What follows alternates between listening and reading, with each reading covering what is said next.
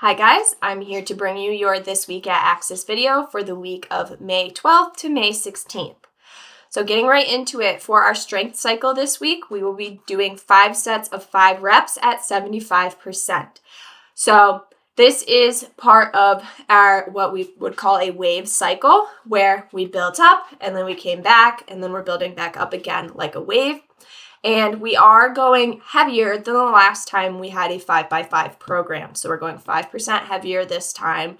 And if you kind of can recognize the pattern here, you can probably guess what the next few weeks of our strength cycle are going to be. But again, newer athletes, stick with 5 sets of 5 reps, focusing on that form.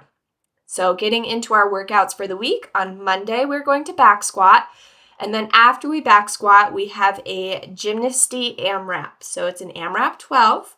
And we have some gymnastics movements for this AMRAP. So we have 6 handstand push-ups, 12 alternating pistol squats. So that would be 6 on each leg, and 6 muscle-ups.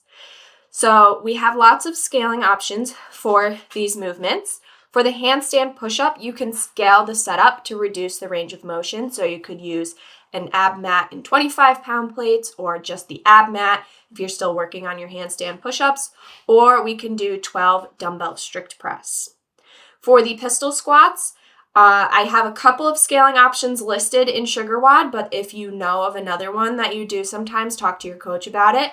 But what we have right now is 12 single leg squats to a bench. So you'll do 6 on one leg, then 6 on the other.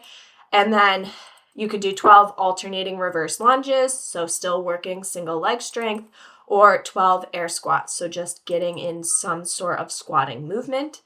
And then for our muscle ups, we can scale it to 6 jumping negative pull-ups, 12 bent over rows. We're not going to do ring rows just because there's going to be a lot going on the rig.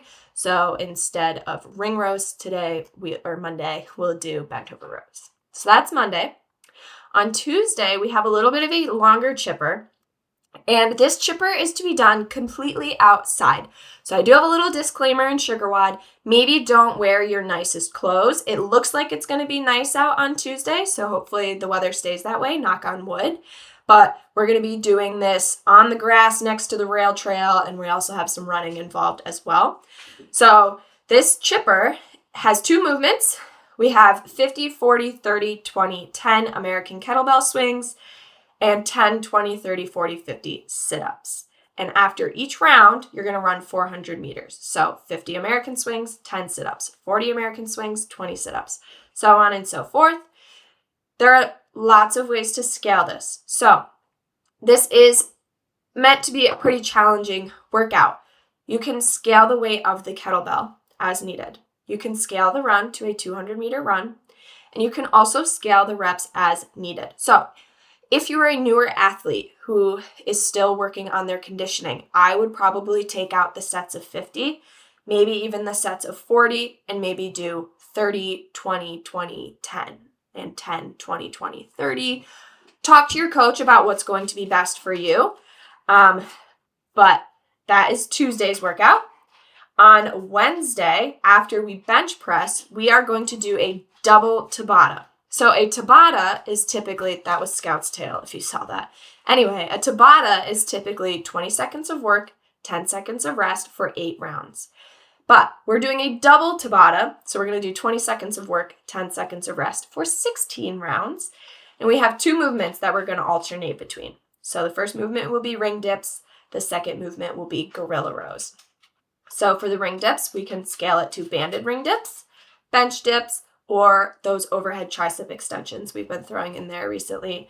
And for our gorilla rows, we can scale the weight as needed. Now, if we run low on kettlebells for the gorilla rows, go ahead and use dumbbells. Totally fine.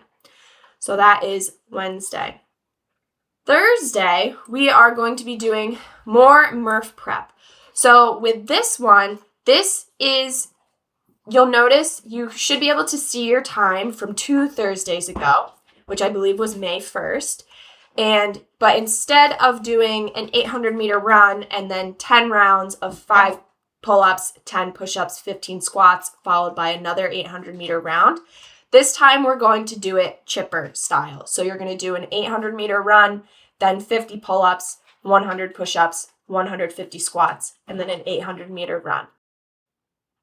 So if you did this Murph Prep workout 2 Thursdays ago and you scaled the number of rounds, so maybe instead of 10 rounds, you did 5 rounds, then when you go to do the workout this Thursday, so say you did 5 rounds, then you would do 25 pull-ups or 25 ring rows, whatever you did, 50 push-ups, 75 air squats, 800-meter run. So try to keep it the same as what you did last Thursday when it comes to like reps wise, but this time it's just slightly different because we're not breaking those movements up. We're going to do them all straight through. And I want you to compare your time to the last time. So that is Thursday. And then lastly, on Friday, after we deadlift, we have an EMOM 12. And this is going to be one where it's 30 seconds of work, 30 seconds of rest. So there's not a set number of reps that we are doing. Minute 1, we're going to have kettlebell plank pull-throughs. Minute 2, we're going to have kettlebell sumo deadlift high pulls. And then minute 3, toes to bar, knees to elbow, knees to chest, toes to rig. So just select an appropriately challenging weight or movement that will allow you to move unbroken for 30 seconds.